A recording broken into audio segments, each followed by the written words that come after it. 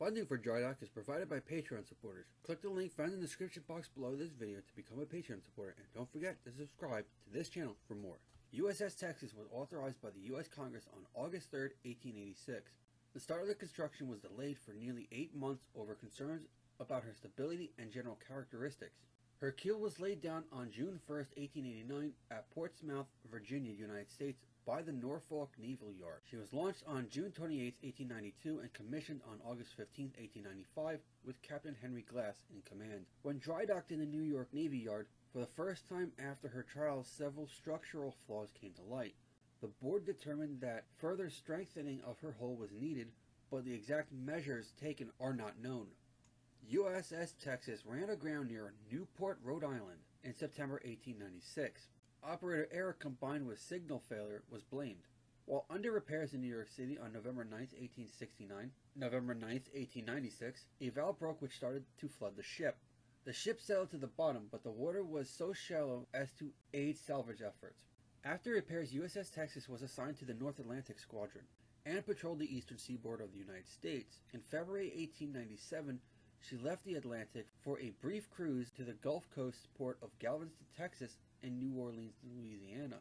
She arrived in Galveston, Texas on February 16, 1897 and anchored in 6 fathoms of water. The local pilot assured her captain that this was the best berth in the harbor for a ship of Texas's length. However, a strong tide swung her around into a mud bank and held her there. USS Texas was not able to get herself off, and even the assistance of the USS Revenue steamer Galveston was to no effect. These 2 incidents gave her the reputation of being a jinxed ship and earned her the nickname Old Hoodoo.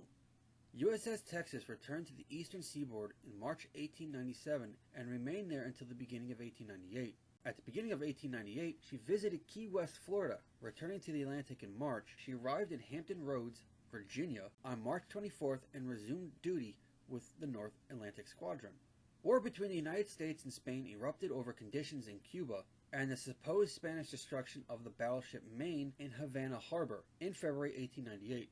On May 21st, the battleship USS Texas arrived off Cienfuegos, Cuba, with the flying squadron to blockade the Cuban coast. After return to Key West, Florida for coal, USS Texas arrived off Santiago de Cuba on the 27th of May. USS Texas patrolled off that port until June 11th, when she made a reconnaissance mission to Guantanamo Bay in support of the Marine landings there. The next day, the Texas landed 3 field pieces and 2 M1895 Colt Browning machine guns at the request of the Marine Expeditionary Commander, Lieutenant Colonel Robert W. Huntington. For the next 5 days, the Texas patrolled between Santiago de Cuba and Guantanamo Bay. On June 16th, the warship joined the cruiser USS Marblehead for a bombardment of the fort at South Toro Cay in Guantanamo Bay. The 2 ships opened fire just after 1400 hours and ceased fire about an hour and 16 minutes later, having reduced the fort to rubble. In late November, USS Texas moved south to Hampton Roads, Virginia, where she arrived on December 2nd. The warship resumed her peacetime routine patrolling the Atlantic coast of the United States. With Spanish defeats in Cuba and the Philippines and both Spanish fleets destroyed, Spain sued for peace. Hostilities were halted on August 12, 1898, with the signing in Washington, D.C. of a protocol of peace between the United States and Spain. The war lasted 10 weeks, with the formal peace treaty, the Treaty of Paris, was signed in Paris, France on December 10, 1898. The United States gained Spain's colonies of the Philippines, Guam, and Puerto Rico in the treaty, and Cuba became a U.S. protectorate.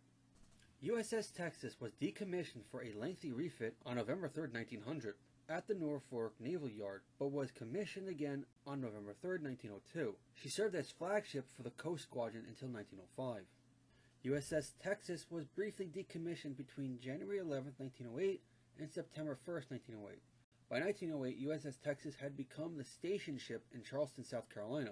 Regarded as obsolete by 1911, she was relegated for the use as a gunnery target to allow the Navy to evaluate the effects of modern shells on armored and unarmored parts of the ship. On February 15, 1911, USS Texas was changed to San Marcos to allow the name Texas to be assigned to battleship number 35.